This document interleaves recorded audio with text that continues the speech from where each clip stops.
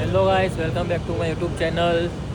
તો આજે અમારી ફર્સ્ટ મંથ એનિવર્સરી છે. 6 ફેબ્રુઆરીએ લગ્ન થયા હતા અને આજે છે 6 માર્ચ. જોતાં જોતાં મહિનો વીતી ગયો. શું કહેવું તમારું? હા, સાચી વાત. ટાઈમ બહુ ફાસ્ટ ગયો. તો આજે અમે કેફેમાં જમવા આવ્યા છીએ. અચાનક જ પ્રોગ્રામ બની ગયો તો ઘરથી નીકળી ગયા. ગાઈસ, ઓર્ડર આપી દીધો છે. અમે અનલોક કેફેમાં આવ્યા છીએ, અમદાવાદ સીજી રોડ.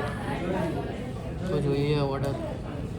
પિઝા ને સેન્ડવિચ એવું મંગાવ્યું, જોઈએ કેવું આવે છે કેવું નહીં. ટેસ્ટ છે, કેવું જમવાનું છે. જોઈએ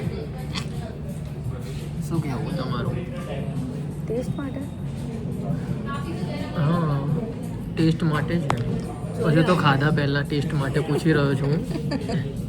ગાઈસ, કેફે છે અનલોક કેફે. ગૂગલ પર સારા એવા રેટ છે આના.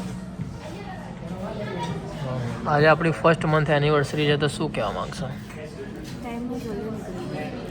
આ ટાઈમ બહુ જલ્દી નીકળી ગયો તો કહી દીધું.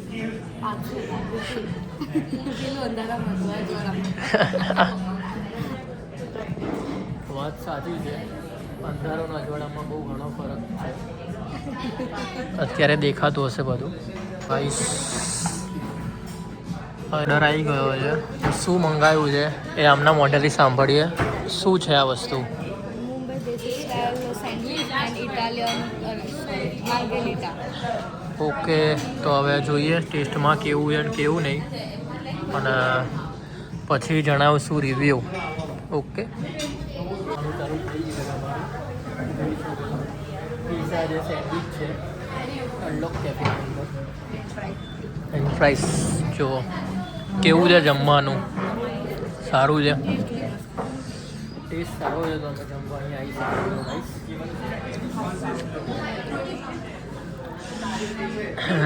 જોઈ લો, બે જ વસ્તુ મંગાવી છે, વધારે નથી મંગાવી, કારણ કે અમે બંને જઈએ છીએ તો બહુ ખાઈ શકતા જ નથી.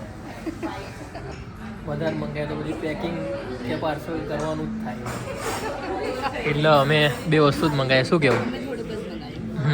સાચી વાત છે. તો અત્યારે જમી લઈએ, પછી વાતચીત કરીએ તમારી સાથે. સો ગાઈસ, હવે એક સેન્ડવિચનો છેલ્લો પીસ વધી ગયો છે. મને ખબર છે હવે કે આ કોઈનાથી નહીં ખાવા, એટલે આ કહેશે કે તમે ખાઓ. અંદાજ આવી ગયો હતો એટલે મેં બ્લોગ ચાલુ કરી જ દીધો હતો. ખાશે નહીં હવે. એક પીસ હવે રખડશે. ગમે તેમ કરીને ખાવો તો પડશે જ.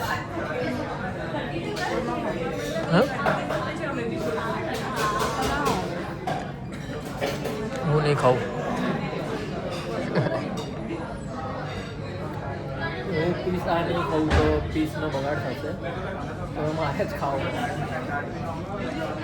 શું કહેવું? દર વખતે આવું જ હોય છે. કાયમની સ્ટોરી આવી છે કે છેલ્લે પનીરનો ટુકડો હોય કે પછી રોટીનો ટુકડો હોય. ફાઇનલ હવે ડેઝર્ટ મંગાવી દીધું છે. ખાવા જઈએ અને ડેઝર્ટ ના હોય એવું તો બને જ નહીં. તો લાસ્ટ હવે ડેઝર્ટ ખાઈને હવે નીકળશું.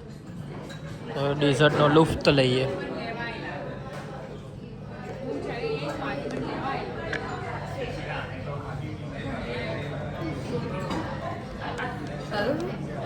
સારી છે. કેવી છે? સારી.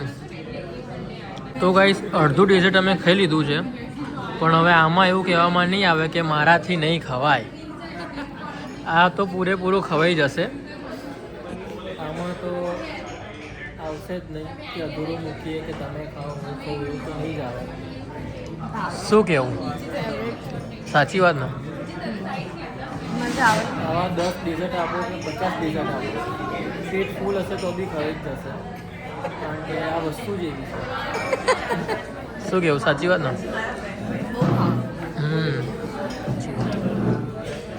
ભલે ગળું બેસી જાય કે શરદી થઈ જાય, ખાંસી થઈ જાય, પણ ખાવાનું તો ખરા જ. સાચી વાત છે, 100%ની. તો ગાઈસ, જેવા બહાર આવ્યા એવો અમને હિંચકો દેખાયો તો આ હિંચકો ખાવા લાગ્યા. હિંચકાથી બહુ લગાવ છે નાનપણથી જ. જો હિંચકા જોયા નથી ત્યાં બેસ્યા નથી, એવી કહેવત આપણે વાપરીએ તો ચાલી જાય. શું કેવું સાચી વાત છે ને?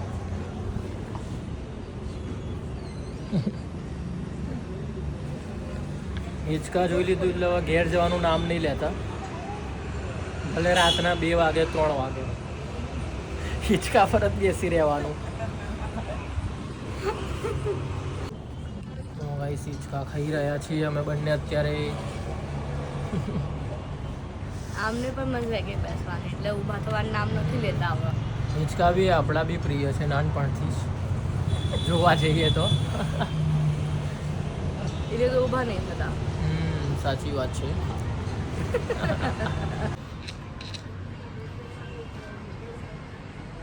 આ ગાઈસ બહારનો સીન છે અનલોક કેફેનો. અમદાવાદથી તમે જોતા હો તો જરૂરથી વિઝિટ કરજો, સીજી રોડ બાજુ છે. આપણે ગાઈસ અત્યારે કોઈ પ્રમોશન નથી કરતા, જ્યાં જઈએ ત્યાં આપણે બ્લોગ બનાવીએ છીએ અને કેવું લાગે જમવાનું, કેવું નહીં લાગતું એ બધું શેર કરીએ છીએ. કોઈ પ્રમોશન છે નહીં અત્યારે તો, બરાબર? તો બધું ફ્રીમાં જ ચાલે છે અત્યારે તો. અમે જે કહીશું એ બી સાચું કહીશું અને વ્લોગમાં બી તમને કોઈ જ જાતની અફવા કે એવું કંઈ જોવા નહીં મળે, બધું સાચે સાચું જ જોવા મળશે. આ એક આપણા નેચરલી વ્લોગ આવશે, એડિટ બી એવું થોડુંક ઓછું જોવા મળશે, પણ સપોર્ટ કરતા રહેજો ગાઈસ. તો બસ આજના વ્લોગમાં આટલું જ હતું. તો તમને વ્લોગ જોવાની મજા આવતી હોય તો ચેનલને સબસ્ક્રાઈબ કરી દેજો, લાઈક કરી દેજો, શેર કરી દેજો અને સપોર્ટ બી કરજો. તો મળીએ બીજા કોઈ નવા વ્લોગ સાથે, સુધી બધાને મારા હર હર મહાદેવ, જય શ્રી કૃષ્ણ, જય ચામુંડા.